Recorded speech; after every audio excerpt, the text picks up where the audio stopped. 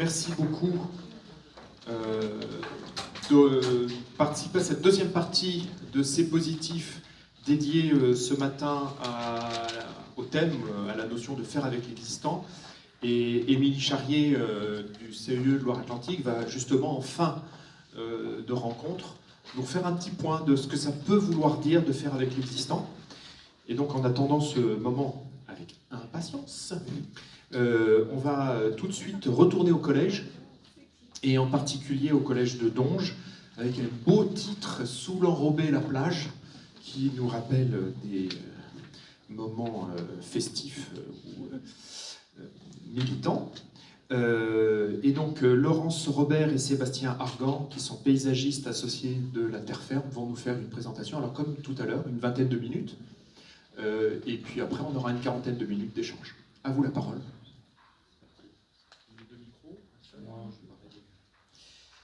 Bonjour. Donc, juste en introduction, donc voilà, la Terre Ferme, les deux personnes sont présentes, on est paysagistes concepteurs. Ça fait 23 ans qu'on est installés à notre compte et une vingtaine d'années dans la région. Et on remercie le CAUE et C'est positif pour l'invitation à valoriser les projets, en particulier aussi d'aménagement extérieur. Et puis on est aussi content de faire partie de cette matinée de présentation, surtout sur le sujet faire avec l'existant, parce que ça fait partie en fait de nos fondamentaux, en fait, de faire attention à ce qui se passe sur place pour faire avec.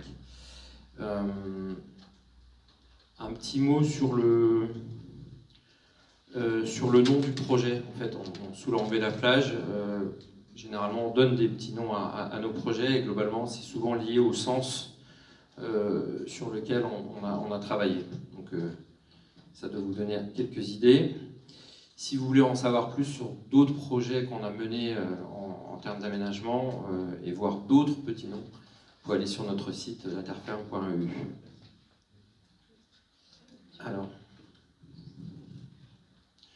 un petit sommaire en guise de préambule sur ce qu'on va vous présenter en 7 points.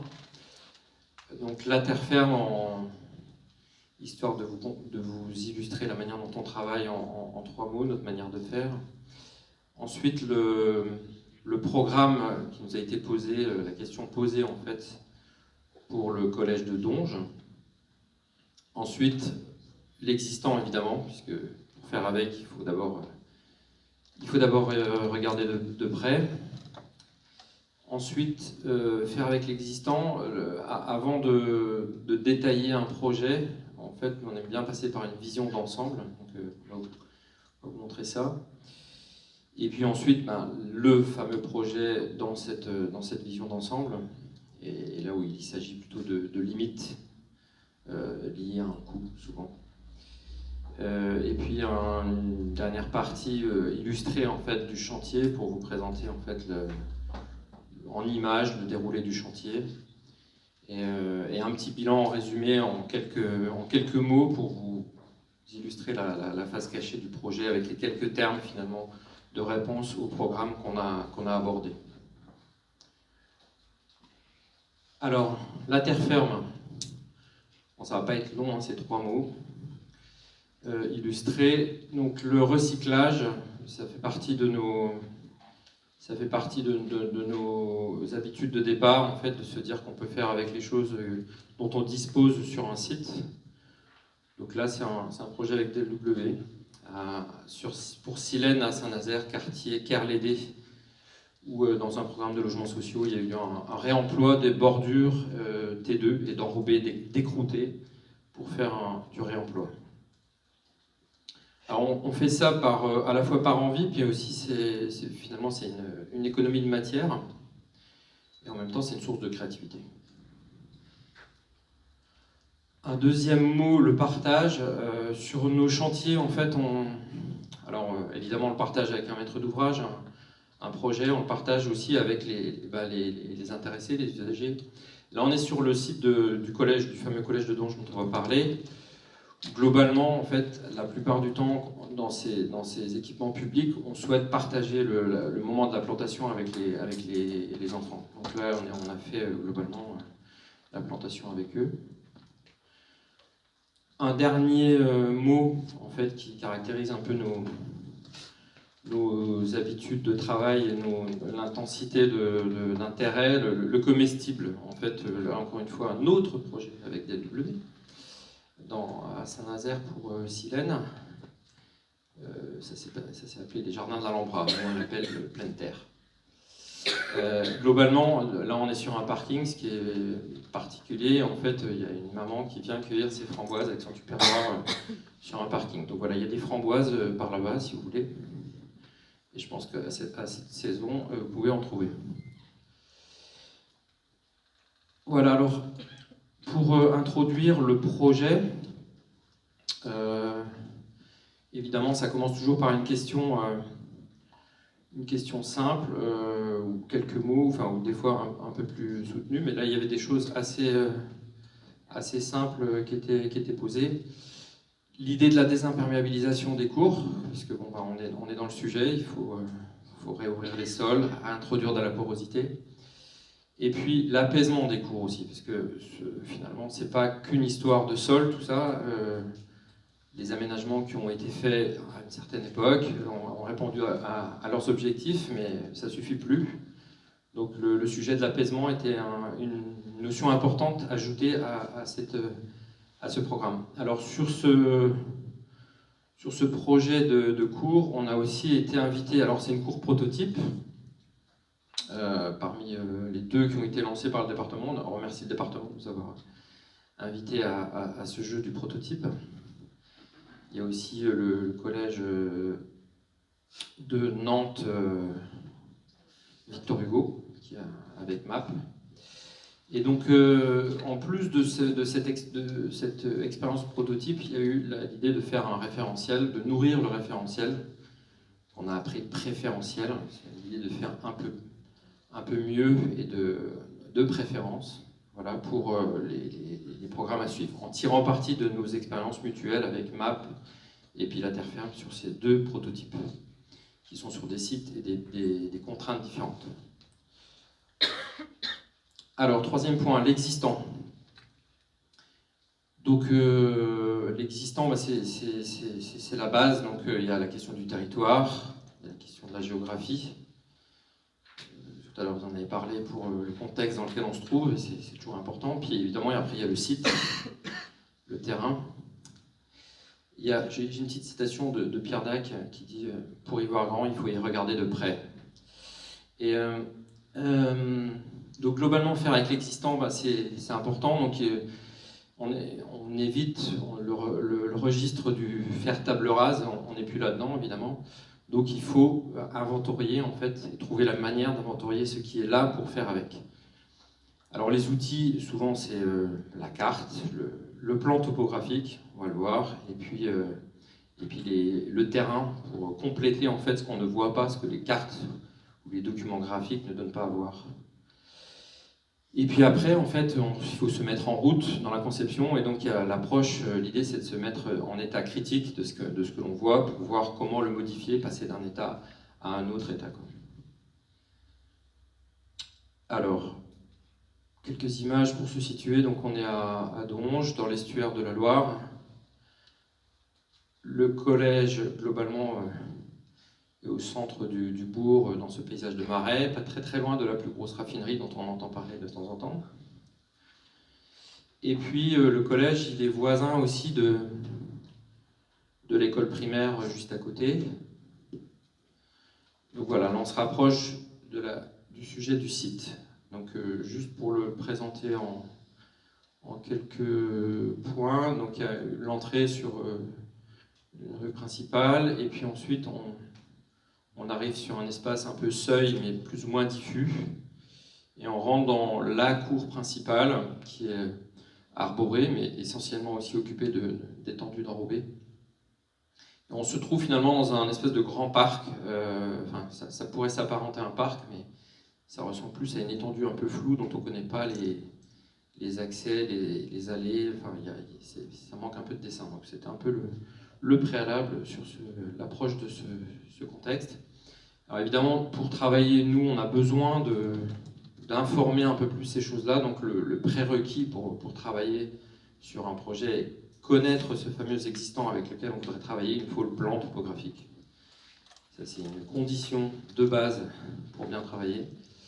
Et à partir de lui, on sait ce qui est présent, à la fois en termes de sol, d'arbres, de différents matériaux, d'accès aux différents bâtiments, de seuil, de nivellement aussi, parce qu'on ne va pas répondre qu'à la question de la fameuse végétalisation, on va aussi répondre à des choses très pragmatiques comme le font les architectes, savoir comment maintenir une accessibilité en tout point. Et voilà, donc alors quelques images pour vous situer le contexte et puis ce fameux existant, l'entrée. Donc on dessine déjà un peu le bâtiment et son écriture un peu très dessinée, très soulignée. On arrive sur l'espace que nous on a considéré comme seuil parce qu'il est au-devant de la cour qu'on aperçoit juste derrière. Sauf que bon, c'est un collège de 350 à peu près élèves et globalement ces élèves passaient par ce petit passage de à peu près 2 mètres le long du bâtiment pour accéder à la cour. Donc on a pensé qu'il y avait déjà, ça nous a déjà mis un peu en route progressivement d'arriver sur cet espace-là en disant qu'il y avait quelque chose à faire. Ensuite, l'entrée du self qui est dans le prolongement de cet espace seuil. Donc là on voit, alors on n'a rien contre les arbustes, tout ça, mais là c'était des oliviers de Bohême, très piquants pour ceux qui les taillent, et puis ceux qui viennent s'y frotter. Ils sont un peu taillés en boule parce qu'à la fin ils finissent par prendre peut-être probablement un peu de hauteur pour aller boucher les égouts de toiture ou de préau, donc ils sont gênants. Donc à la fin en fait, finalement les plantes, il faut quand même savoir les mettre au bon endroit. Bon là, en l'occurrence, elles obstruaient la visibilité sur l'accès self. Et puis après, on rentre dans la cour et là, on s'aperçoit qu'on on est sur des choses qui sont restées sommaires, qui ont répondu à leurs usages d'accessibilité en tout point, mais on est sur une cour en enrobé massive. Voilà, alors quelques agréments, table de ping-pong, un banc, des petites bordures. C'est sommaire, on n'est pas venu pour rien. Voilà. Alors, ce qui est quand même intéressant qu'il faut noter, c'est que dans l'aménagement de ce projet qui doit dater probablement des années 60-70, il y a quand même un certain nombre de grands arbres, enfin, qui sont maintenant grands, mais qui ont dû être plantés à ce moment-là et qui font la qualité quand même principale du lieu. Il y a des grands sujets et ça c'est dans le registre de l'existence, c'est quelque chose d'assez précieux.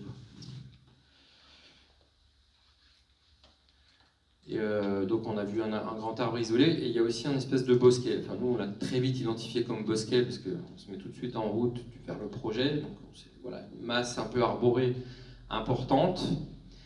Et alors après, par contre, on est dans une situation de cours avec 350 bambins, là, enfin, collégiens, collégiennes qui sont très toniques au moment où ils sortent de leur salle parce qu'ils n'en peuvent plus.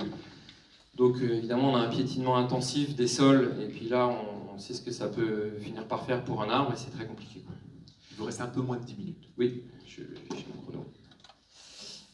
Les bancs, voilà.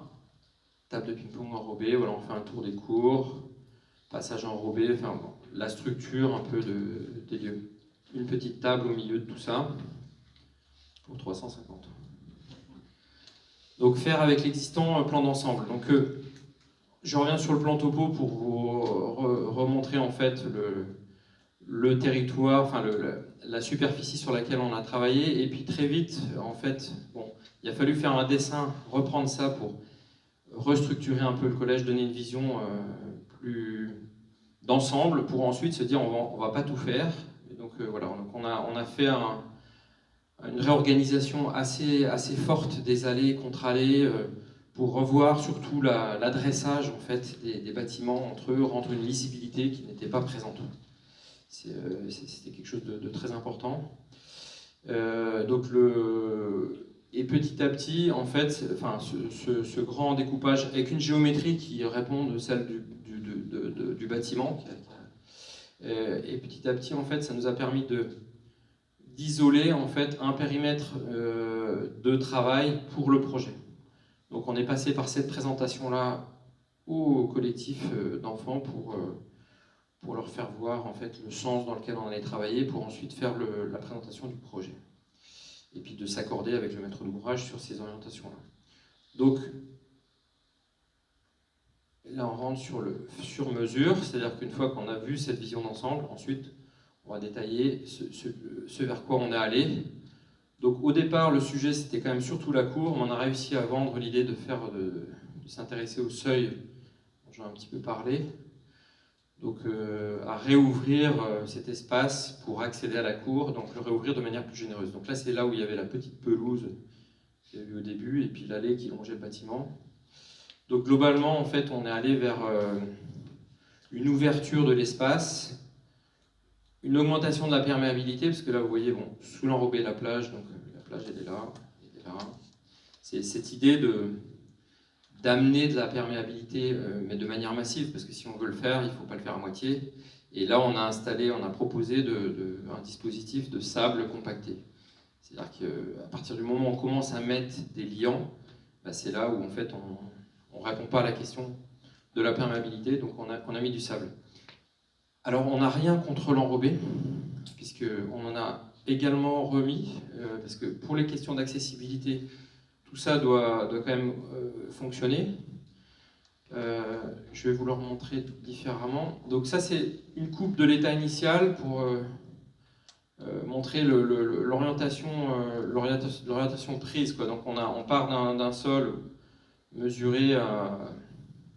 Alors on n'a pas les mêmes outils de mesure, parce qu'on n'est pas encore sujet à des indicateurs aussi soutenus que les architectes, mais on essaye de s'en donner quand même. Donc on a mesuré les 73% d'imperméabilisation, et puis on est passé à 21%, parce qu'on a réouvert à la fois le sol, et puis on a discrètement aussi réouvert un peu plus de place au vivant. Le petit bosquet qui était un peu pincé entre des bordures et de l'enrobé, vu les systèmes racinaires qui venaient soulever l'enrobé, on lui a donné un peu plus d'espace. Alors, je continue. Donc, pour mobiliser en fait ces orientations-là, ça se traduit par différentes choses. Donc, il y a la terre qui est existante, donc en verre, qui est en place, qu'on conserve. Donc là, c'est de là l'intérêt de l'inventaire avec le plan topographique pour voir de quoi on dispose et comment doit-on faire pour améliorer les choses. Le fameux bosquet identifié au centre, vous voyez bien, on l'a épaissi, élargi, donc il y avait déjà de la terre, mais malgré tout, on en a rajouté, là où il y avait l'allée en enrobé. Et puis on a complété aussi un peu sa litière en l'épaississant un petit peu. Et puis les pieds de bâtiment qui eux étaient systématiquement, ou d'allées étaient systématiquement enrobés, y compris le seuil. On a réouvert les sols pour se dire qu'en fait on peut côtoyer des plantes, et puis pour que les eaux pluviales aussi passent par ces espaces-là pour avoir une forme d'arrosage naturel avec les eaux pluviales.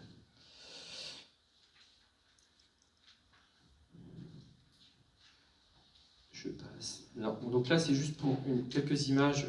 L'accessibilité PMR, juste pour dire que en fait, quand on répond à ces genres de projets, on ne répond pas qu'à l'idée de verdir.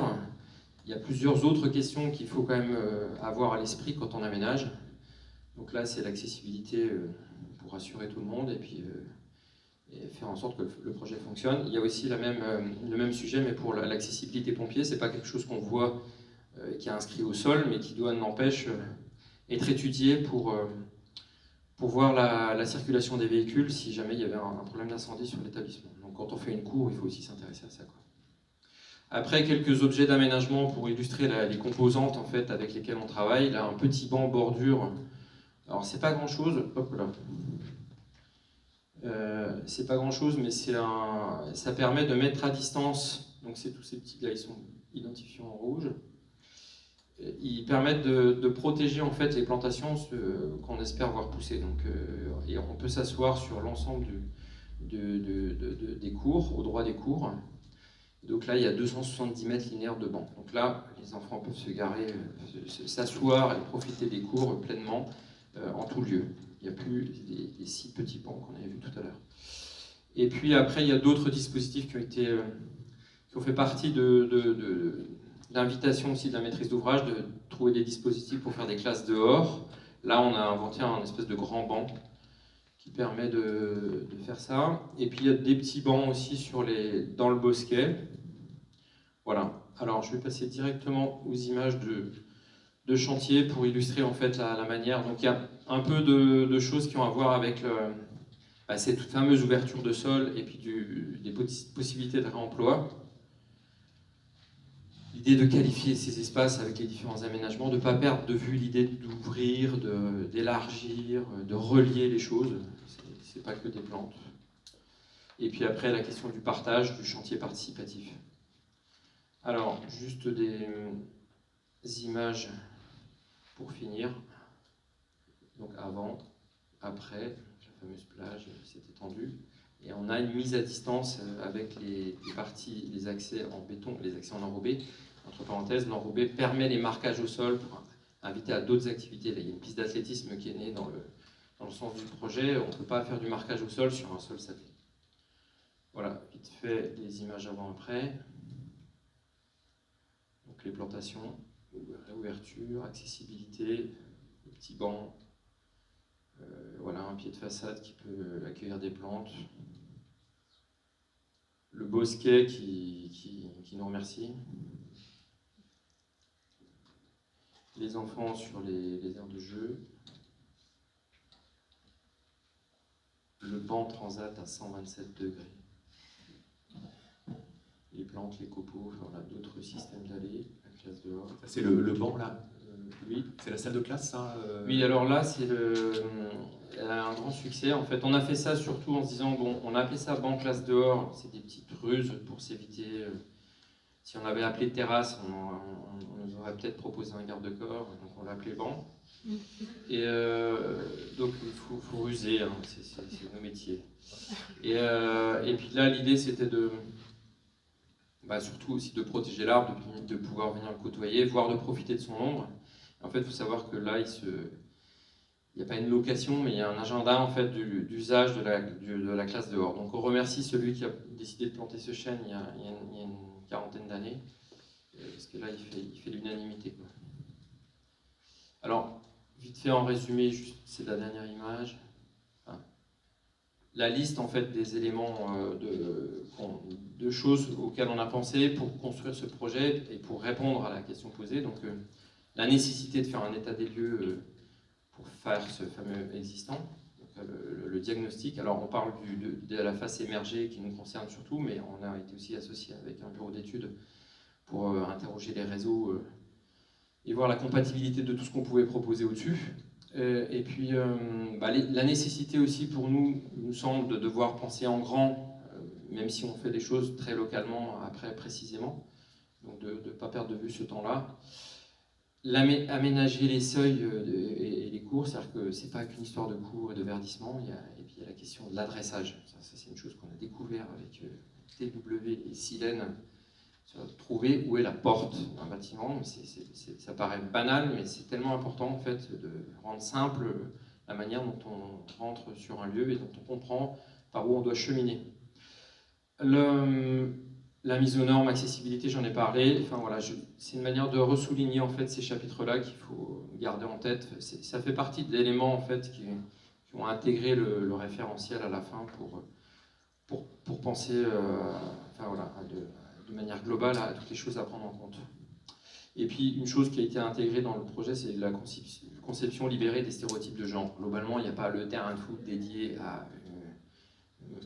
au petit mec, et puis tout le monde finit sur les côtés là. Donc là, on n'est plus là-dedans, on a quitté ce registre-là, et ça fait partie des notions d'apaisement en fait, des orientations qui vont dans ce sens-là. Puis après, il y a l'offre de bancs dont j'ai parlé, la place du vivant vite fait, il y a 3700 plantes qui ont été plantées avec les enfants, 16 classes, 20 espèces différentes à peu près, des petits fruits, de la cueillette évidemment. Et puis l'augmentation de la perméabilité qui est le sujet principal pour lequel on a été appelé, quoi. Alors, voilà, puis ces choses se sont traduites dans le prototype. Je vais juste finir sur une chose, c'est le sable. Alors nous, on a pensé que c'était un sujet important à introduire parce que, voilà, le béton en anglais c'est concrete, hein, c'est quelque chose qui est, voilà, enfin, si on veut faire de la perméabilité, il faut aller vers ça. Mais par contre, on sait qu'il y a un travail d'accompagnement avec les maîtrises d'ouvrage, avec les enseignants, avec le personnel d'entretien. Donc là, on s'est trouvé dans une phase prototype où tout est allé très très vite. Le projet est sorti en 6 mois, c'est pas un exemple. Mais du coup, toutes les conversations n'ont pas eu lieu, mais elles ont eu lieu a posteriori. On s'est retrouvé à décrire des tapis parce qu'en fait, le sable migrait dans les classes. Et donc, alors on a pris des dispositions pour mettre à distance en fait, le sable des bâtiments. Mais il n'empêche que à cet âge-là, je pense que les collégiens et collégiennes ont des super baskets pour emmagasiner un certain nombre de... mais bon, voilà, donc on a décrit des tapis pour accommoder un peu ça, mais il y a un travail de pédagogie qui doit prolonger ce travail. Voilà. Et donc, je tiens aussi à remercier en fait, l'équipe Abeille, Bureau d'études VRD, qui nous a accompagnés sur ce bureau d'études dont vous parliez tout à l'heure. Voilà. Donc on remercie aussi Abeille et on vous remercie vous. Donc si vous voulez bien applaudir à cette étape-là. Et j'avais une première question sur le cheminement. Vous avez soigné ce travail-là depuis l'entrée. Est-ce que vous avez eu aussi un mandat sur une signalétique et un éclairage parce qu'il y a quand même pas mal de jours dans l'année où il fait nuit quand on arrive au collège et nuit quand on en repart. Est-ce que ce travail d'éclairage de nuit et signalétique a fait partie du projet? On l'a pas traité parce que on avait un budget serré et donc ça n'a pas fait l'objet. Alors on sait qu'il y avait déjà un éclairage disposé sur les bâtiments qui répond aux questions d'accessibilité. Donc on est resté sur ces dispositions présentes et donc on a surtout vraiment axé sur la question principale de la perméabilité, de la place du vivant et puis voilà, de tout ce que vous avez vu. On va proposer à Laurence Robert de vous rejoindre, comme ça on aura plus la possibilité de répondre à plus de questions. Vous aurez chacun... Ah non, je vais prendre le deuxième micro, c'est vrai. C'est plus pratique. Est-ce qu'il y a d'autres questions? On démarre? C'est parti. Vous voulez bien vous présenter à nous? Oui, alors moi je suis Anastasia Kumbleki de DLW. Alors je trouve cette approche extrêmement intéressante. C'est pour ça qu'on est tous là aussi, pour voir ça. Hein. Moi je me questionne juste sur quelque chose. Enfin, je fais un peu le parallèle aussi avec le logement, le changement du logement et comment est-ce que les utilisateurs ils vivent ça. Je me demande en fait comment est-ce que les collégiens ils ont vécu ce changement, parce qu'en fait quand on passe d'une cour pardon, qui est tout en enrobée, qui a des dimensions qui peuvent être grandes, un peu fluides, il n'y a pas de dessin et concrètement là on passe à quelque chose qui est beaucoup plus dessiné, plus cadré et forcément ça fait un peu plus petit dans leurs yeux. Comment est-ce qu'ils ont vécu cette transition? Genre par exemple cette première semaine où on passe de l'ancienne cour à la nouvelle cour. C'est intéressant que tu dises que ça fait plus petit parce qu'en fait ils nous ont tous dit on a l'impression que la cour est plus grande. Donc ça c'était intéressant parce que je pense que les espaces sont mieux définis. Il y a plus de pièces en fait qui sont identifiées avec une matérialité, avec des usages, même si ces usages sont polyvalents. Donc je pense qu'en fait ça leur paraît plus grand, enfin c'est ce qu'ils ont dit en tout cas. Il y a un petit interview qui a été fait qu'on peut trouver sur le site du département où il y a un jeune collégien qui dit ça, qui dit en fait c'est plus grand maintenant. Et les enseignants? Alors les enseignants aussi sont très contents. En fait les enfants, ce qu'on a fait avec eux pour parler un peu des usagers, quand on a fait l'AVP, l'esquisse que Sébastien a montré, enfin le dessin que Sébastien a montré, on est allé on leur a présenté, on a présenté à tous les délégués des 16 classes, donc il y avait 32 élèves, il y avait deux délégués par classe, et on a piqueté le projet avec de la rubalise dans la cour. Donc ça, c'était vraiment bien, parce qu'ils ont réalisé des choses, et on a un peu bougé des choses avec eux aussi. Ça, c'est la première chose qu'on a faite. Et puis la deuxième chose, c'est la plantation. Donc une journée de plantation super bien organisée par la principale du collège. C'était tous les collégiens qui étaient mobilisés Toutes les classes sont venues. Toutes les classes. On a fait 16 classes, 2 jours, on a tout planté. 16 classes, 2 jours. pendant 2 jours, ouais. On a planté les 3700 plantes vivaces. Les arbres, on les a laissés aux entreprises quand même. Mais en fait, c'était super parce qu'ils ont vraiment... Enfin, déjà, il y a toute la pédagogie qui va avec, parce que c'est un peu compliqué d'expliquer quand même à un collégien qui n'utilise pas les plantes, parce qu'en fait, eux, ils courent. On fait beaucoup d'écoles et de maternelles, et en fait, les collégiens, c'est pas la même chose. C'est pas pareil. Ils n'ont pas les mêmes façons d'utiliser l'espace. Qu'est-ce que vous avez vu comme différence justement, Ils sont hyper toniques, quoi. Enfin, ils courent partout. Enfin, c'est impressionnant. Si vous voulez bien reprendre le micro. Voilà. Ils font pas exprès, en fait. Non, bien sûr. Alors, outre la qualité de leur basket, non, mais ils sont effectivement très toniques. Et en fait, dans le tempo, comme nous s'était dit, on avait alloué 2 jours à ça, donc on s'y est tenu. Et puis on a fait le format des 16 classes en 2 jours, et ce qui fait qu'on les avait une demi-heure par groupe de 10 environ, quoi. Enfin, des demi-classes, 10-15. Et ce qui fait que ça... Enfin, nous aussi, on s'est mis en mode tonique avec eux. Donc, c'est obligé à jouer le jeu très vite et puis à se dire qu'ils n'allaient pas y passer la journée. Et donc, ça c'est plutôt bien. Et est-ce qu'ils sont mobilisés sur l'entretien des espaces verts, l'arrosage, des choses comme ça? Est-ce que ça fait partie du projet pédagogique aujourd'hui? Là, ça ne nous appartient plus. Ouais. Mais on sait qu'il y a un prof d'anglais qui s'était déjà investi avant qu'on arrive sur la question du jardinage, du compostage. Et donc, il n'est pas impossible que les choses glissent. Et puis, il y a eu un projet de poulailler. Alors, il n'a pas eu lieu parce que ce n'était pas encore assez consolidé, mais on ne désespère pas d'introduire l'animal comme on l'a déjà fait dans des écoles primaires. Mais donc peut-être que ça va, via ce genre de choses, ça va prendre... Alors juste pour l'entretien, c'est quand même une bonne question, parce que dans le fil de la réalisation, il y a eu les copeaux, les bosquets... Est-ce que vous avez associé les services techniques du département? Alors, le service technique du département sur un établissement, c'est une personne qui est en charge de s'occuper à la fois des ampoules, de la tente et... Donc il faut savoir qu'il va y avoir des questions de moyens à réinterroger par rapport à l'ambition de ces projets-là. C'est-à-dire que, enfin, je pense surtout aux arbres, parce que les tontes, nous on a tout supprimé. Enfin, globalement, c'est planté. Donc là, il est libéré des tontes. Voilà, il est libéré des tontes déjà, ça, et de la taille. Et après, par contre, ce qu'on a proposé en direct avec lui, au moment où il commençait à ramasser les feuilles quand on livrait le projet, je lui ai dit, mais non, partez pas avec vos feuilles au loin, vous pouvez les mettre directement dans les bosquets. Et donc, la passation, en fait, à la personne du département en charge de ça... il a eu un carnet de gestion, quelque chose comme ça, que vous lui avez confié? Non, on a fait verbalement, parce que souvent, quand on fait des cahiers, on l'a déjà fait pour Silène. Enfin, globalement, il n'y a personne qui les suit. Donc, on a beau s'évertuer à faire du papier, ça ne marche pas. En fait, il faut être en prise directe avec les gens, puis leur en parler. Et c'est là où ça fonctionne très simplement. Et il y a une partie d'entretien qui ne relève pas du personnel, mais d'un renouvellement plus massif. Les copeaux, ça se décompose. Les copeaux... dans 3 ans, il faudra repasser. Ou peut-être qu'il y aura un complément sur les écoles primaires.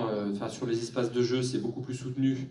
Et là, des fois, il y a un rajout d'année en année. Ouais. Mais ici, comme c'est surtout sur des espaces ou de circulation ou les boisements, on peut dire que ça se trouve à 3 ans, on y sera encore. Et dans votre relation avec le conseil départemental, ils vous ont posé des questions là-dessus, sur le surcoût ou le gain en termes d'entretien, de renouvellement, etc. Ça fait pas, en fait, c'est un peu la notion de coût global que j'avais envie de vous poser avec ça. Est-ce que ça fait l'objet de discussion?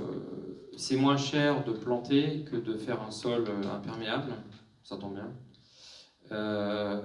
Et puis on communique assez facilement sur la coupe, vous avez vu, et puis l'idée de se dire qu'on ne va pas attendre, qu'on va laisser pousser, enfin, à un moment donné ça fait son chemin, et donc ça a été assez simple, mais quand même l'essentiel des questions était sur la matérialisation des choses, quoi. Là, on voyait des ouvrages en bois, on est passé par des essais, on voulait faire des petits murs en enrobé, mais bon, ça pouvait servir de projectile, donc ça n'a pas eu lieu. Une question, madame? Oui, je me demandais si au niveau du choix des espèces végétales que vous avez pu incorporer dans votre projet, les évolutions climatiques et le changement climatique guident du coup vos choix pour justement une évolution de l'adaptabilité des espèces. On entend maintenant que les arbres, les chênes ne vont plus être aussi hauts et aussi grands qu'avant parce que le climat évolue, etc. Est-ce que c'est quelque chose qui a guidé vos choix à l'époque de la conception du projet? Alors, nous, on parle d'un projet qui date de l'année dernière, donc on a moins d'excuses pour être plus proche de ses préoccupations. Non, ça fait partie des choses qu'on introduit, mais en fait, c'est un peu comme même les forestiers et tout le monde qui s'occupe de ce genre de sujet actuellement. On y va un peu au doigt mouillé. Et donc, Qui ne mouille pas beaucoup, en fait, comme il pleut. Voilà, qui mouille pas beaucoup. Donc on utilise des essences dont on connaît un peu on va dire la résistance au milieu. Par exemple, je pense à la consoude qui est très frugale et en même temps gourmande mais très résistante, qui va servir de fond de commerce sur les petites banquettes plantées. Après, il y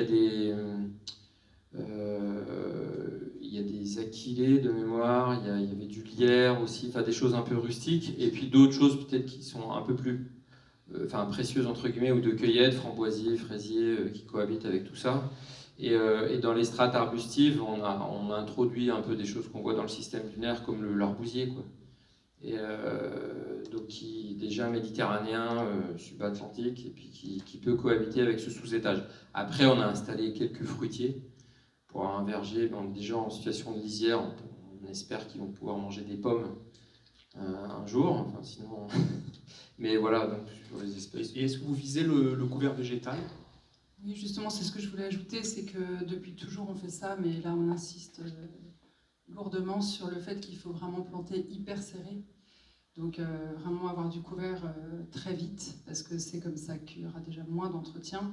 Les plantes se font de l'ombre les unes aux autres. Si on plante tous les mètres, les plantes elles se regardent et puis elles sèchent en fait. Donc il faut planter hyper serré, des plantes, on ne plante jamais des plantes à tailler, donc toujours en port libre. Tout ça c'est pour des questions d'entretien et aussi c'est lié à la sécheresse, quoi. Il y a ces deux logiques-là en fait. Et le paillage, et hyper important de pailler au moins 20 cm, et puis par contre peut-être d'amender les premières années, rajouter un peu de paillage, parce que ça garde le sol frais, c'est super important. Est-ce que dans la programmation, il était prévu que cette cour devienne un lieu de rafraîchissement pour la ville de Donges demain, et donc que les habitants puissent venir dans les périodes de haute chaleur dans cette cour? Est-ce que ça fait partie du projet? Alors nous, on a prévu de contribuer à la part de rafraîchissement de la cour, mais pas de la totalité de Donges, puisque ça faisait pas partie du programme. Donc déjà de considérer que cette cour, elle allait devenir une forme d'oasis, c'est un mot qui est... Oui, c'est le mot qui est consacré aujourd'hui. C'est un peu fort. Sur les cours parisiennes. Mais cette idée de tout simplement de réouvrir les sols, là où on les avait imperméabilisés abondamment. Et puis alors on parle des cours, on pourrait parler de bien ailleurs, parce que de l'enrobé, on a su en mettre abondamment partout. Donc non, c'est surtout sur la cour qu'on a travaillé. Et alors je pense que la cour voisine ne va pas tarder à solliciter la mairie pour faire la même chose, parce que eux, par contre, ils ont encore leur grand tapis d'enrobé. Et c'est qui les voisins? C'est l'école publique. Primaire. D'accord, donc qui dépend de la ville. Voilà, le prochain marché pour vous. Alors, madame, vous n'avez pas encore pris la parole, donc... Bonjour, Gaëlle Lebrusque, boîte à paysages. C'était un peu un complément par rapport aux palettes végétales avec lesquelles on doit travailler sur ce genre de projet. Parce que vous avez cité ces contraintes, mais je voulais en ajouter d'autres, en fait, pour vous montrer qu'au bout d'un moment, il faut choisir. Il faut choisir, mais en fait, on a beaucoup de contraintes. Vous avez aussi les plantes, évidemment, non toxiques. Vous avez évidemment les plantes non épineuses. Vous avez donc l'acacia dont on parlait tout à l'heure, pas très bon. Non plus, d'autant que c'est une essence invasive, donc en général on évite de la mettre dans ce genre de projet. Et beaucoup de collectivités nous demandent de ne plus l'utiliser du tout d'ailleurs. Vous avez également le système racinaire des arbres, puisqu'en fait souvent vous êtes à proximité des réseaux, donc vous devez avoir plutôt des systèmes racinaires pivotants et pas, qui ne s'étalent pas par rapport à des revêtements, même si avec le sable on résout un peu mieux ce problème que par rapport à l'enrobé. Et puis également toutes les contraintes d'entretien, puisqu'on vous demande en fait, on voudrait des végétaux qui ne se taillent pas, qui ne perdent pas de feuilles, qui ne font pas de fruits. Qui n'ont pas besoin d'eau. Voilà. Non, pas de pollen. Par Et contre, vous avez pas de oublié les pollen. plantes allergènes. ah, j'avais oublié les plantes allergènes. Voilà. Vous avez Donc un voilà, beau métier. Très, très intéressant, passionnant. Mais voilà, c'est une petite contrainte. Est-ce que vous avez une question par rapport à ce projet, une interrogation, quelque chose que vous auriez fait vous différemment? Non, je partage tout à fait la façon de procéder avec l'état des lieux, parce que moi-même, je dis tout le temps à nos maîtrises d'ouvrage, le diagnostic, c'est déjà le projet. S'il n'y a pas de diagnostic, le projet, en fait, il ne tient pas. Sur 6 mois de projet, on doit passer combien de temps au diagnostic? Ou sur 1 an de projet, enfin, c'est un quart du temps ça se calcule en temps, ça peut-être? Ou alors je vous pose la question à Le vous. diagnostic, ça se fait au départ. Hein. Ça se fait au départ. On fait du Même terrain, avant en fait. pour la réponse au marché. En fait, c'est pour faire une première esquisse. Quoi. Oui. On ne peut pas faire une première esquisse sans faire un diagnostic, un état des lieux. En fait. Alors, vous nous avez appris que ça avait duré 6 mois, de tout en tout, entre la commande et la livraison. C'est habituel, ça? Non. Non, c'est un projet qui normalement doit se faire en 2 ans. Devrait se faire en 2 ans. Sympa. En fait, c'était un peu une opération coup de poing du département qui a fait ces 2 courts prototypes. Et en fait, je crois qu'on a signé le marché fin janvier et on a livré début septembre. Début septembre. Ah, ça fait plus que 6 mois. Ouais. Enfin, le moment où il y a la signature. 7 mois. Voilà. Et les plantations, on les a faites en octobre avec les enfants. Alors, il y avait plein de questions. Je vais venir à toi après. Bonjour, Cyril Boudic, Formatis, architecte. Je voulais savoir comment vous aviez résolu la question de l'accessibilité PMR. J'ai vu que vous avez fait sur un plan en bleu, mais il y a beaucoup d'autres espaces où c'était pas en bleu. Et je pose cette question, c'est pas piège parce qu'on a le même sujet.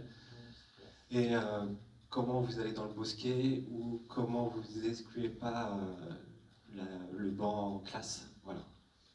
Alors, l'accessibilité PMR au bâtiment était existante, donc ça, là-dessus, on a eu de la chance. C'était déjà, il n'y avait pas de marche, il n'y avait pas de problème. Ce qu'on a fait, nous, par rapport au bâtiment, c'est créer des seuils, comme vous voyez au sud, le seuil qui permet d'accéder au restaurant scolaire. En bas, là.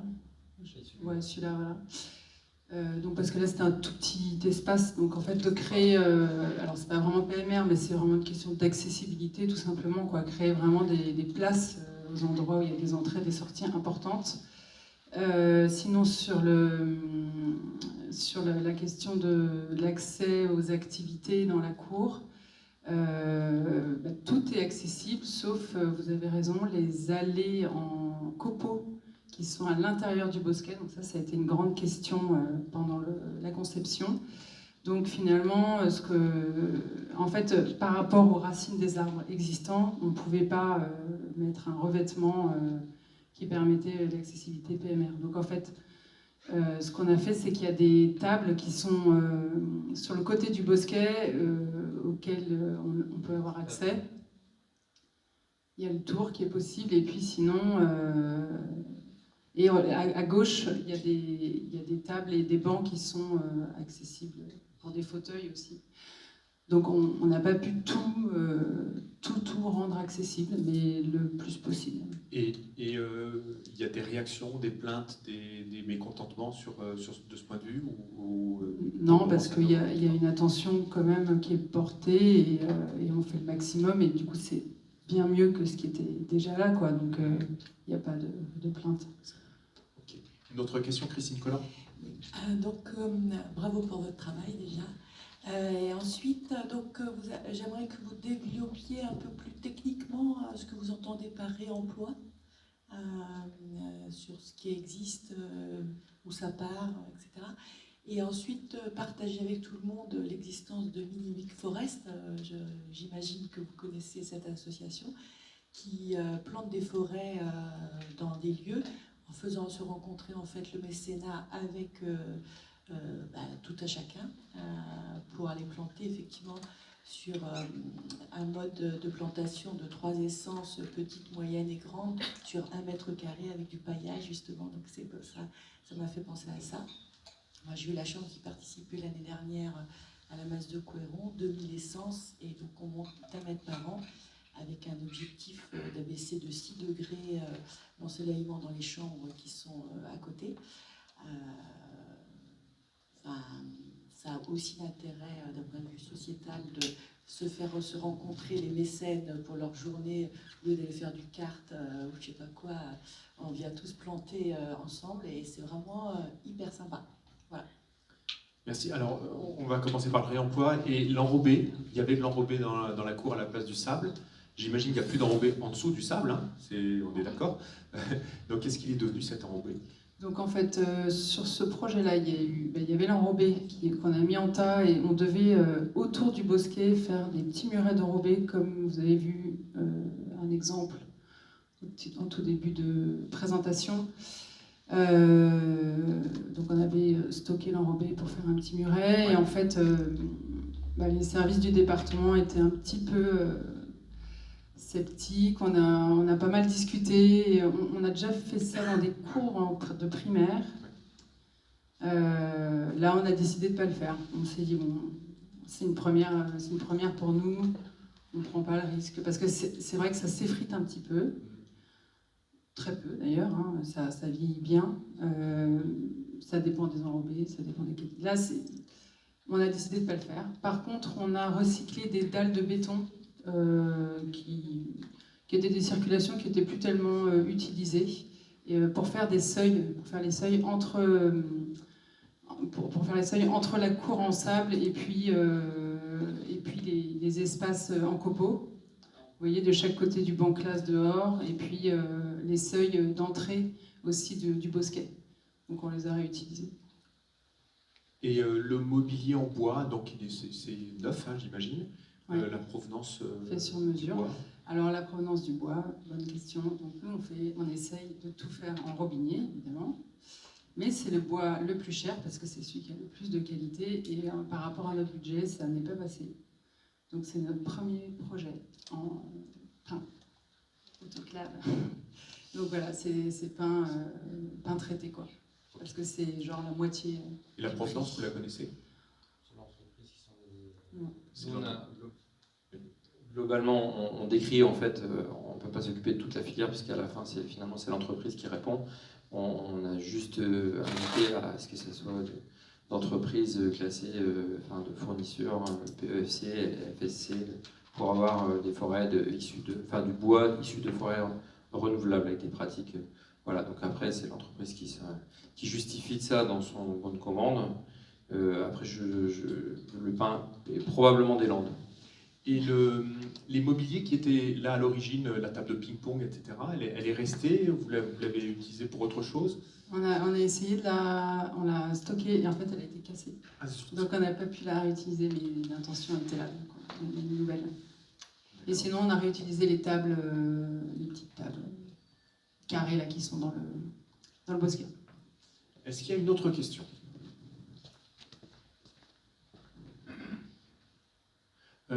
Sur le côté prototype, est-ce que vous savez, parce que dans le département a lancé deux opérations similaires au même moment, est-ce que vous avez élaboré un guide pour le département à partir de ça, pour qu'il puisse derrière en faire d'autres? Et est-ce qu'il y a des bébés de votre projet? Alors on a eu aussi comme commande de faire un référentiel, donc on a fait avec MAP Paysagiste qui a fait le collège Victor Hugo à Nantes, donc on a fait ça à 2 agences. On vient juste de le remettre, on l'a remis je pense au mois de juin ou juillet, donc on l'a remis au département, et je ne sais pas si, j'espère qu'ils vont l'utiliser, mais c'est vraiment très récent, quoi. Vous voulez nous dire un mot, madame? On peut dire qu'il y a 3 projets en tout. Alors, je vais vous redonner le micro parce que comme on est enregistré, Voilà. J'étais justement en train de regarder, j'ai noté, en fait, il y a mes collègues en fait, des délégations qui font 3 cours en fait, en ce moment-là, qui vont travailler sur du coup, les collèges de Missillac, Rezé-Pontchâteau et Machecoul, bien sûr sur la base des expériences en fait, qui ont été menées.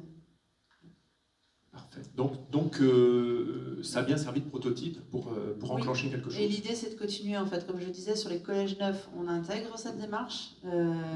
Et puis, il y a un plan pluriannuel d'investissement, en fait, sur les cours. Chaque année, on va essayer d'en faire un. On était sur 8. Bon, on va en faire 3 cette année. On verra si on arrive à monter jusqu'à 8. Mais voilà. Alors, maintenant, je voulais vous poser une question sur le sable. En analysant le projet, on s'est demandé s'il n'y avait pas d'autres possibilités que de mettre du sable. Alors, vous n'avez plus de micro, c'est ça? Ah si. Qu'est-ce qui vous a amené au sable en fait? Parce qu'on voit bien dans l'usage, vous avez dit qu'on rentre dans les salles de classe avec du sable aux pieds. Alors je sais pas, peut-être que nous on est plus détendu avec ce sujet parce qu'on habite à la campagne et qu'on n'a pas peur d'en ramener dans notre maison. Je pense qu'il y a, on voit bien que c'est un problème d'idéologie. Il y a plein de choses à remobiliser sur cette idée-là, parce qu'on veut bien s'intéresser à la perméabilité des sols, mais ça passe par là, en fait, parce que, je pense que des entreprises comme Eurovia pourraient en parler. Les matériaux graduellement vont du plus imperméable au plus perméable. Le sable, c'est le plus perméable qui soit. Il pourrait y avoir le gravier aussi, mais donc pour nous c'était une évidence. On l'a déjà traité, on avait déjà proposé cette chose-là dans d'autres expériences de cours, parce qu'on a eu la chance de co-traiter avec l'atelier Bel-Enfant d'Aubas sur plusieurs cours d'école primaire, et on avait déjà usé de ces choses-là comme une partie des propositions de traitement de sol, parce qu'il faut quand même que les petites trottinettes, des fois, se baladent sur des petits circuits, et puis il se passe d'autres choses, les jeux dans les copeaux, mais le sable reste la meilleure offre, une offre complémentaire à celle des espaces plantés et des espaces en copeaux pour avoir cette perméabilité. Et ce que tu dis pas, c'est que c'est surtout le moins cher, en fait, au mètre carré. Parce qu'après, c'est ce qu'on a décrit dans le référentiel, tous les types de sols qu'on peut utiliser, du moins perméable au plus perméable. Après, il y a le béton drainant, il y a l'enrobé drainant, il y a d'autres sols perméables, mais qui n'ont absolument pas le même coût que le sable. C'est vrai que là, les budgets, c'est 250 000 € hors taxe. C'est à peu près le budget moyen, j'ai l'impression, que le département propose pour le réaménagement des cours. Quand on voit les surfaces, voilà, on est contraint d'utiliser du sable. Un béton, c'est 50 € du mètre carré, je suis à la grosse. Un enrobé, c'est 32. Un sol stabilisé, c'est peut-être 28. Et puis un sol sablé, on passe à 18, 20. Voilà. Donc, en plus, c'est moins cher.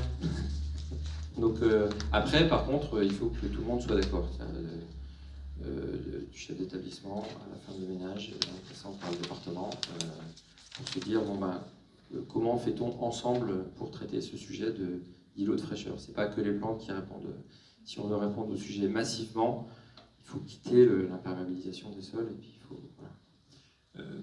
Puisqu'on parle un peu d'argent, et si vous en êtes d'accord, est-ce qu'on peut parler un peu aussi de la prestation paysagiste? On entend parfois, en tout cas moi ça m'est arrivé de l'entendre, on va planter, on n'a quasiment pas besoin de gens qui vont réfléchir, il suffit de mettre des plantes, et donc au moment où votre prestation arrive, avec le montant de maîtrise d'œuvre que vous y avez mis, est-ce que c'est des choses que vous avez encore besoin de justifier aujourd'hui? Et comment ça s'est passé sur ce projet-là? Comme on l'a dit quand même, en fait on a un exemple là parce que en fait, voilà, les îlots de fraîcheur dans les cours c'est très à la mode, on a presque un coup de fil par jour d'une école qui nous dit voilà comment je fais, on est un groupe de parents, on voudrait planter la cour de nos enfants, c'est vraiment très très très prisé en ce moment. Alors on a des parents là, je ne sais plus de quelle école, ils ont planté des arbres, ils ont fait ça pendant les vacances, mais en fait du coup il n'y a plus d'accessibilité pompier possible. Parce qu'ils n'ont pas planté au bon endroit. Donc voilà, c'est un peu ça notre métier en fait, c'est pas juste... C'est un peu ce qu'on entendait tout à l'heure. C'est ce qu'on expliquait, c'est qu'en fait il y a la question d'accessibilité PMR, la question de l'accessibilité pompier, la question ce dont on parlait aussi, le genre dans les cours. Il y a énormément de critères en fait à mettre en place, la question de l'adressage, la question de la visibilité, des circulations. Il y a tellement de facteurs que finalement c'est un peu un métier quand même de réussir à aménager. Allez, je vais continuer à creuser.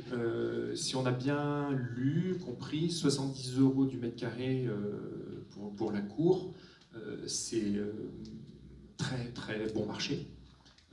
Et traditionnellement, la maîtrise d'œuvre, elle est payée au pourcentage. Et donc, est-ce qu'elle a intérêt à faire vraiment bon marché, ou comment est-ce qu'elle se débrouille, ou est-ce qu'il y a un prix à la sobriété? Est-ce qu'il y a une possibilité de raisonner autrement qu'en pourcentage? Quand on va vers la sobriété, il y a autant de temps de travail, mais si la rémunération est en pourcentage de la réalisation, il y a peut-être un petit souci. Vous voyez, je viens vous chercher là-dessus. Non, mais c'est une très bonne question qu'on pose souvent. En fait, nous, on essaye de ne pas se faire payer au pourcentage parce qu'on essaye d'utiliser les matériaux les moins chers c'est pas possibles. possible, j'ai entendu à l'instant. Les plus recyclables possibles, les plus sains possibles, etc. Donc c'est souvent les moins chers. Donc on a plutôt des forfaits à la phase en fait. Une phase esquisse s'étend, une phase APS s'étend, une phase... Et parce qu'il y a un temps de réflexion, il y a un temps de dessin, et voilà, on facture du temps passé, on facture pas, comme dans les années 80, les paysagistes, Michel Pénat, pour ne pas le citer, que j'aime beaucoup par ailleurs, qui a fait par exemple le jardin atlantique sur la dalle à Montparnasse. Donc c'est une matériothèque, il y a tous les matériaux possibles et imaginables. Donc je pense qu'au pourcentage, il y a un des super honoraires. Pourcentage du montant des travaux, parce que c'était un jardin très cher, mais on a changé d'époque. Enfin, voilà, c'était une époque, on a complètement changé d'époque depuis déjà 20 ans, on peut dire. Donc non, on ne peut pas faire ça, parce que c'est un temps de conception qui est long, et on est obligé de facturer. Donc ça, c'est un message qu'on peut envoyer au maître d'ouvrage. Tout à fait. Le prix de la sobriété, c'est de sortir du pourcentage pour ceux qui sont encore sur ce sujet-là. Ouais. Alors, une question. Je vais juste ajouter une chose. En fait, c'est vrai que si on veut se faire l'économie d'un concepteur, c'est sûr que ça coûtera moins cher. Donc on peut aller directement consulter une entreprise de paysage. La Fédération française du paysage travaille à l'éclairage sur le métier, ça va différencier paysagiste concepteur, paysagiste entrepreneur. On travaille tous pour la... Voilà. Henri Bava, président de la Fédération française du paysage, a envie de conclure par retrouver le titre d'architecte paysagiste qui est un peu plus clair et entendu en Europe, sauf en France. Mais histoire d'éclairer un peu tout le monde sur ce métier, c'est-à-dire qu'on est pour clarifier en fait le temps qu'il y a quand même eu d'études pour, enfin on se dit pas supérieur, c'est pas le sujet, c'est que il y a des compétences additionnées qui font qu'à la fin on fait pas la même chose, quoi. Donc nous effectivement on vend pas, si une pelouse c'est 3 € du mètre carré, si on fait un projet où on met essentiellement, voire on laisse pousser, parce que nous on arrive à ça un peu là, bon, voilà, autant dire qu'on pourrait nous remercier avant même d'avoir travaillé, sans nous régler quoi que ce soit. Donc non, on aimerait bien être payé beaucoup à faire très peu. C'est un bon résumé, ça, être payé beaucoup à en faire très peu. Une question. Donc Sylvain pour la région Pays-de-Loire. Avant le sable, il y avait de l'enrobé, ça devait être un sol hyper compacté, vous avez gratté, vous avez mis du sable. Est-ce que la perméabilité, elle ne s'arrête pas juste en dessous du niveau du sable? Comment c'est géré ça en fait?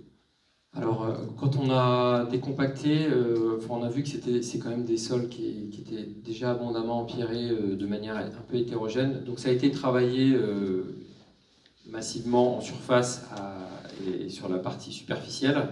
Donc on n'a pas une maîtrise totale de la perméabilité. On sait qu'il y avait des matériaux grossiers qui étaient présents, donc on supposait que ça faisait déjà le travail. On n'a pas installé un dispositif de drainage ou quoi que ce soit, donc on s'est concentré sur les bonnes épaisseurs pour se dire que ça allait infiltrer. Après, je peux vous dire que sur 6 mois à sortir le truc, les tests d'infiltration, on n'a pas eu le temps de le faire. Quand le camion de sable est venu se baigner, on était déjà content, et puis on s'est pas dit, tiens, la granulométrie, on va la rechanger. Enfin, est-ce que vous êtes allé observer si l'eau s'infiltre bien? On a, pour être très, très clair sur on a en cours une petite addition de performance là-dessus. On fait une tranchée drainante en bout de cours pour compléter le dispositif quand il y a des fortes pluviométries. Donc ça, c'est une chose qu'on n'avait pas anticipée parce qu'on était sur des choses, enfin les choses se sont passées très vite, donc on avait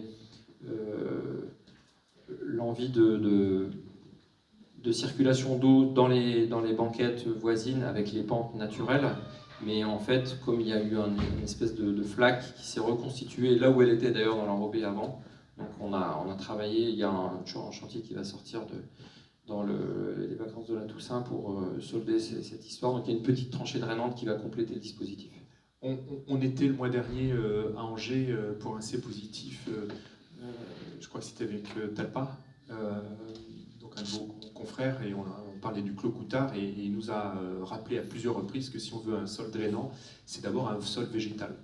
Donc effectivement, c'est un parti pris de sa part, mais en même temps, on voit bien que le sol qui va entraîner l'eau vers le fond est un sol qui est végétalisé. Vous partagez j'ai vu à votre regard qu'il y avait un petit doute là-dessus. Non, je pense que un milieu forestier, c'est un milieu perméable et vivant par excellence, quoi. C'est un peu le... donc on a une graduation entre le... Mais après, même si on parle beaucoup des classes nature ou d'avoir un milieu vivant extrêmement proche pour avoir même du sauvage qui s'invite aux portes, il y a quand même, on est encore loin de ça dans nos préoccupations nationales.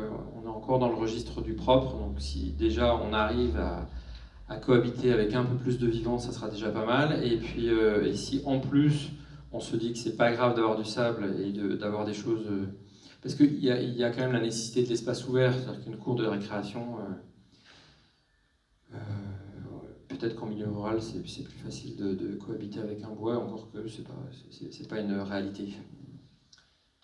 Une dernière question. Mathieu Knevel, je suis paysagiste et formateur. Et je voulais savoir sur une architecte paysagiste. Ouais. Et je voulais savoir sur une saison comment se sont comportées les plantations avec le piétinement, les baskets.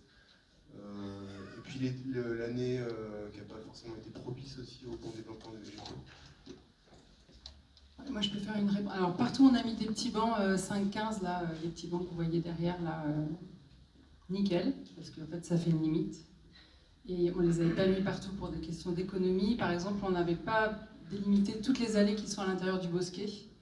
Et en fait, il va y avoir aussi un petit amendement là au projet, c'est des petits piquets avec des cordelettes pour signifier les allées. Parce que sinon, ils passent au travers, même si on leur a expliqué, même si... voilà. Parce que comme en plus, on a paillé à la fois les allées et les plantes, même si c'est eux qui ont planté, ils ont oublié qu'ils avaient planté.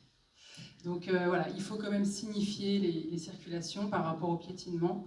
Et sinon, en termes de végétation, par rapport à... On a eu un été quand même assez pluvieux, c'était pas mal. Donc ça s'est plutôt bien passé. Très bien, si vous voulez bien remercier et féliciter nos intervenants. Merci beaucoup. Et donc maintenant, on va faire un petit point sur cette notion du faire avec l'existant, avec Émilie Charrier, qui nous a fait le plaisir de faire l'introduction, et je te confie la conclusion. Oui, donc juste pour conclure rapidement sur cette revue de projet, et puis la revue de projet aussi de mai 2023, ce que j'évoquais, c'est que l'idée c'était de faire un cycle de revue de projet sur la question de faire avec l'existant. Donc voilà, l'idée c'est un peu de redézoomer sur ce qui a été dit tout au long de ces temps. Donc Donc juste pour introduire une citation de l'architecte Antoine Renaud, alors je vais juste la lire rapidement. À titre d'illustration, les déchets produits par le secteur du bâtiment représentent 42 millions de tonnes par an, dont plus des 3/4 proviennent des travaux de démolition. Dès lors, il convient de considérer toute construction existante comme une ressource physique, une matière première au sens propre, de même qu'il est d'usage de dire que l'énergie la moins chère est celle que l'on ne consomme pas, le matériau le plus économique est celui qui est déjà là, déjà mis en œuvre, à conserver ou à réutiliser. Donc je pense que c'est une citation qui introduit bien le sujet de cette revue de projet. Et si on le remet aussi dans le contexte départemental de la Loire-Atlantique, on voit qu'on est dans un département très dynamique. On a des besoins de construire, on a des besoins d'habitat, on a des besoins d'équipement. Et en même temps, on a aussi des objectifs à la fois environnementaux, puis aussi en termes d'artificialisation des sols. Donc il y a vraiment un enjeu aujourd'hui de faire avec l'existant et avec le déjà là. Juste quelques chiffres aussi pour dire qu'effectivement la réhabilitation, Pierre-Yves le disait tout à l'heure, c'est 50% de gaz à effet de serre en moins qu'une construction neuve, et puis c'est aussi 40 fois moins de matériaux à réutiliser, à utiliser. Donc il y a un vrai enjeu aussi par rapport à ça dans la construction. Mais réhabiliter, c'est à faire pas n'importe comment. On voit, nous, dans le cadre de nos missions du CAUE, où on travaille avec les élus, les maîtrises d'ouvrage, etc., on voit qu'il y a encore des a priori sur la question de la réhabilitation, sur la question du bâti ancien, et sur la possibilité aussi d'adapter le bâti ancien aux enjeux contemporains. Donc justement, cette revue de projet, elle avait aussi pour but de montrer comment est-ce qu'on fait avec l'existant de manière pertinente. Donc le premier rendez-vous de mai 2023, pour ceux qui n'étaient pas présents ou qui n'ont pas forcément suivi les projets présentés, donc on avait la réhabilitation d'un ancien hospice à Nantes par l'agence Face Architecte, et puis la réhabilitation de la cité universitaire de Chanzy par l'agence Guinet-Potin. Et ce qu'on voulait montrer par ces deux exemples-là, c'est que, comme le disait tout à l'heure Madame Leroux, qu'il y avait un vrai enjeu en fait sur faire avec l'existant, c'est d'abord un diagnostic important, c'est de savoir de quoi on part. Dans un cas, on avait donc un patrimoine du 19e siècle, avec la maçonnerie pierre et aussi toute la qualité patrimoniale de ce site. Et puis dans la réhabilitation de la cité universitaire, on avait une architecture des années 60 avec une structure en béton préfabriqué qui est assez similaire, je pense, au collège du Galinet. Et donc on a pu voir avec la présentation des deux agences que les réponses aussi apportées étaient très différentes. Dans le cas de la réhabilitation de l'ancien hospice, on avait vraiment une valorisation d'un patrimoine bâti ancien, tout en l'adaptant aux enjeux environnementaux et thermiques par une isolation thermique par l'intérieur, alors que dans la réhabilitation de la cité universitaire de Chanzy, l'isolation thermique par l'extérieur était la solution qui a été choisie pour des questions de coût, et aussi qui s'adaptait bien à la volonté de donner une nouvelle image à un bâtiment qui aujourd'hui était assez peu valorisé et valorisant. Donc on voit bien que la réhabilitation, elle doit vraiment faire avec l'existant, et elle doit s'adapter en fait au contexte. Donc ce C positif-là de mai 2023, il est à retrouver en ligne sur le site de Novabuild. Si vous souhaitez le consulter, en tout cas, il est à disposition. Et donc pour aujourd'hui, ce qu'on a souhaité, c'était refaire donc un C positif sur cette thématique, mais avec des projets d'équipement. Et ça nous tenait à cœur de présenter deux projets qui ne soient pas que du bâti. Donc on avait effectivement la réhabilitation du collège de Blain par l'agence Urban Makers, et d'avoir aussi le réaménagement de la cour du collège de Donge avec l'agence de la terre ferme, pour montrer que les enjeux ils sont aussi sur la question de l'aménagement, et en fait on est un peu dans la réparation de nos paysages actuels qui ont été très artificialisés, et que du coup il y a un vrai travail aussi de s'emparer de ces sujets des espaces extérieurs. Et donc, juste pour aussi conclure sur la démarche des agences qui est commune, c'est la question effectivement de la lecture fine du déjà là, que ce soit pour le bâti ou pour l'aménagement. On voit qu'il y a un vrai enjeu sur cette partie effectivement de l'état des lieux et du diagnostic pour s'adapter aux enjeux contemporains. Voilà, que je ne vais pas reciter parce qu'ils ont été bien expliqués pendant notre matinée. Mais donc, on voit qu'il y a un changement de paradigme qui est en cours, à la fois sur le systématisme de la déconstruction-reconstruction qu'on évoquait juste avant, mais aussi, comme on le disait, sur la question des cours d'école, où il faut aussi changer le regard sur les choses, le regard sur le vivant, sur la notion de propre, etc. Donc en fait, on est vraiment dans une période de changement, et donc au CAU, on travaille aussi sur justement cette pédagogie, cette sensibilisation auprès des élus, et de montrer que faire avec l'existence, c'est un gain à plusieurs niveaux, pas seulement écologique, mais aussi sociétal, culturel et économique.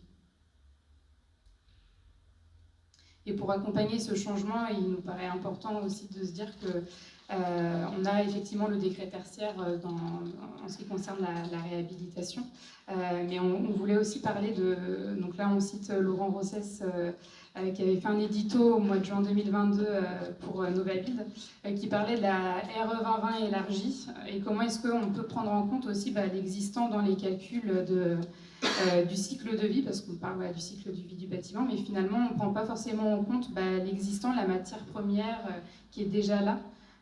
Et donc comment est-ce que la réglementation aussi peut évoluer pour valoriser cette pratique comme étant finalement une manière très vertueuse de construire. Donc voilà, je vous remercie pour votre attention, et puis je remercie l'ensemble des intervenants, des concepteurs, des maîtrises d'ouvrage qui ont été présents pour ces quatre présentations durant l'année 2023. Voilà. Merci à toutes et à tous.